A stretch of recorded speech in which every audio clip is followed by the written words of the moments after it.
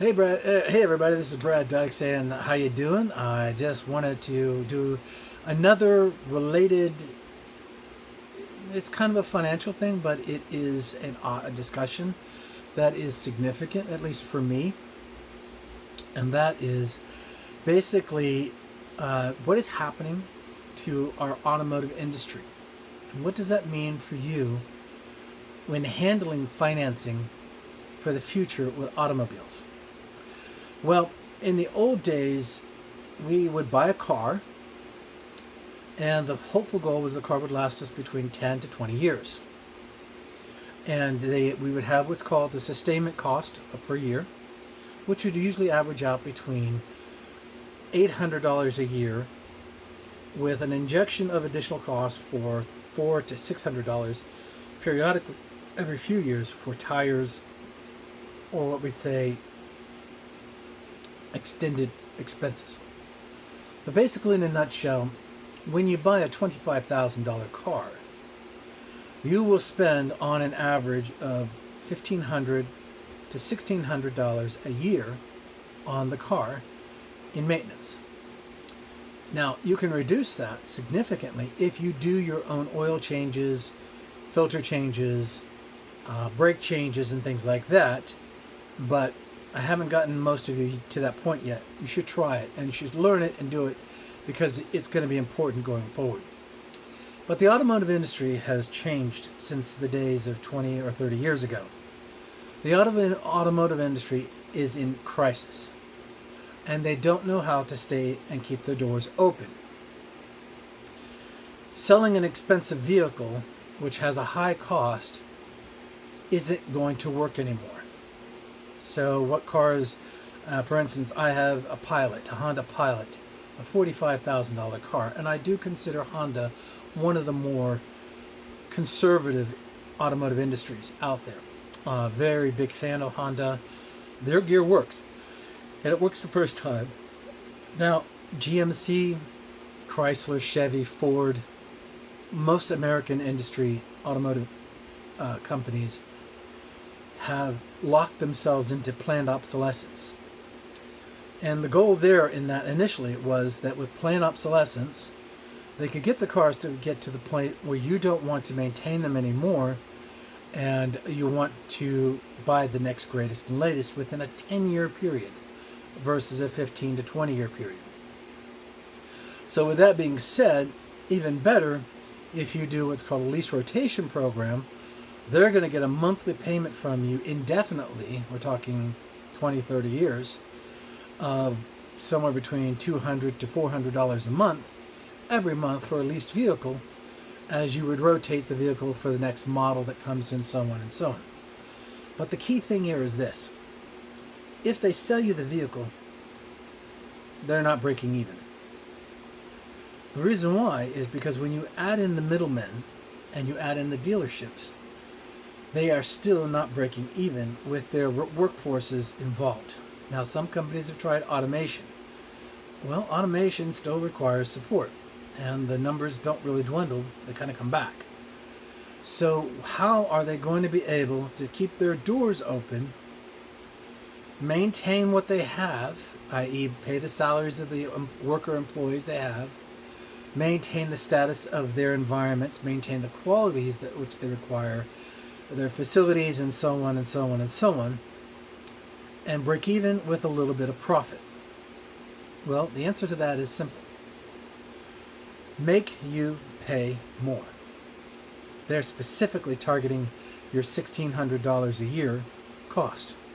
The very first thing they did is they enhanced the nature of the vehicles, specifically such as auto trains, specifically as auto variable traction control systems, all-wheel drive systems that have differentials in the equation, and which add additional service support agreements that require that you will have to have these additional maintenance schedules added to your yearly process. It's usually at least once a year, could be even 2 times a year. These bad boys cost you $300 to $400 a shot, over and above your $1,600 that you will average out paying for your vehicle.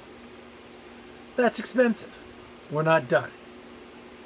as Aldi and Mercedes and a few companies have already tried to do, they decided to sell you a car that's fully featured, but they turn the features off unless you pay a monthly stipend. In other words, a monthly fee to have heated seats or some other feature, because they are so desperate for profitability that they are screwing the pooch even more, specifically the pooch being you, the customer, for any and all available dollars and cents they can get out of you, over and above the cost of your car that's expensive, over and above the maintenance of your car, which is expensive, and so on and so on. So something similar to this did kind of exist with the horse and buggy, which means at this rate the automotive industry is going to put itself out of business. Or a lot of the companies are just going to simply say, we cry uncle, we can't do this anymore. And you know what? In my opinion, that's okay. Say it. Look, a failed model that you tried, hey, you tried, and you've learned the lesson. When you double down constantly over and over and over and over because of a profit margin that was from the beginning unrealistic, and you've literally had to quadruple the pricing structure from the days of $7,000 to $12,000 vehicles, from $12,000 to $24,000, from $24,000 to $70,000. We're talking 100% profit, doubling over and over and over. When do you think that's going to give? Well, like I said, if you look at what happened with the horse and buggy model, automotive, and these these little cheeky cha-chas that came through here with the little 2 cylinders and 3 cylinders and 4-cylinder engines, and then the Model T came out, and it was really actually cheaper than having a horse and a buggy. Yeah, the automotive industry, it will take itself out of existence. Something else will take its place. Now, with that being the case, there are some very disturbing things that are happening. These are also specifically targeted to change how much money you pay. So please listen to this detail. This is important. The automotive industry is doing what they can to prevent you from working on your car. Period. They want you to go to their dealerships, for their service groups, under their licensed project plans to provide you service, and it will turn your $1,600 yearly cost into a $5,000 potential spike. If you've ever realized that all the money you saved because you worked on your own vehicle would come into reality with what is being presented to the House of Representatives this month under, I think, an ordinance called R7773, they are saying because you're not competent enough, you don't understand how we build our stuff, you shouldn't touch this stuff, we don't want you to touch it, we want to force you, make it illegal for you to work on your own car. And somebody who focuses on doing it yourself, well, maybe I just don't need a car anymore. That's kind of how I look at it. Because there are other ways of transportation. And they're new and they're pretty cool looking. And I just don't, maybe I just don't need a car anymore. I might look at something completely different. There are new industries coming in now that literally could supplant the automotive industry. And I'm sure they know this. And they're probably divesting themselves now so that they can try to get into those markets and repeat this cycle all over again. I call this the horse and buggy syndrome. Now, this is an important thing because they want you to spend a huge component of an unplanned cost in your daily life. They want you to pay them monthly, they want you to pay up front, and they want to prevent you from saving anything cost-wise. They want you to carry the full burden of the cost while they have the maximum profitability possible. Now, with that being said, what's around the corner? EV vehicles? No. No, unfortunately not. They're still automotive vehicles. What is around the corner is probably going to be complicated and won't be very safe, just like as the Model T Ford came out. I think that's a very realistic model to look at. So don't drastically jump out of your skin and go do something else. My suggestion is today's cars, most of the cars we own today, none of these ordinances could apply. Anything you buy in the future, these new mandates and restrictions will be put on place, including speed restrictors that could be enabled on your vehicle, kill switches, which are being mandated on 2026 production lines, that they want to be able to kill your vehicle for some reason outside of your control. And it's all about their ability to control the situation and to, well, you know how control freaks are, right? They control it so bad that they put themselves out of commission.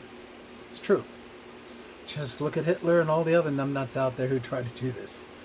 So, with that being said, and I don't digress, nor do I tear apart the automotive industries, because there actually are some automotive industries out there that are doing pretty good.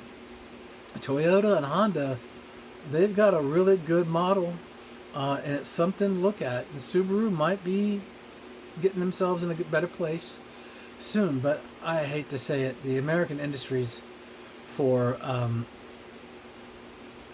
the American auto industry is just so badly desperate to do things, and European industries is in the same boat, that I don't think they're going to be able to get themselves out of this, because they don't want to wear the mud on their face by admitting to the fact that they put themselves in this place in the first place.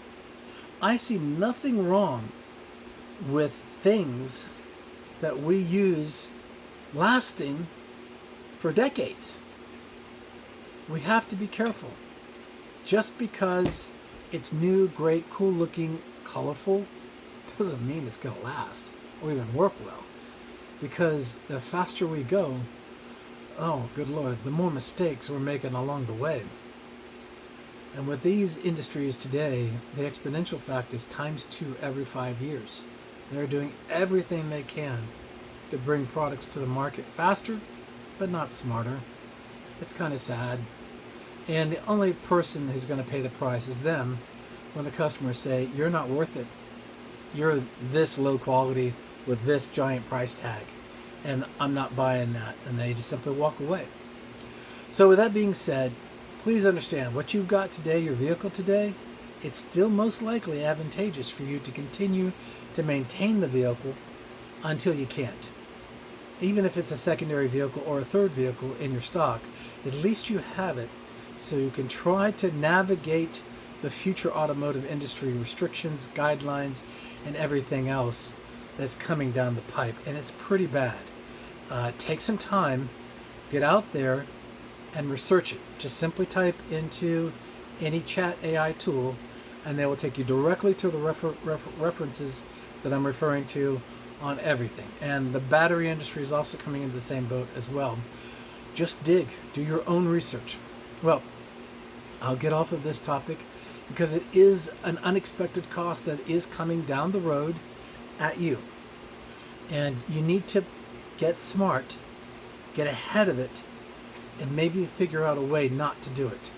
You can combine things like local transportation services, paid services, that would still save you a tremendous amount of money in comparison to owning your own vehicle down the road.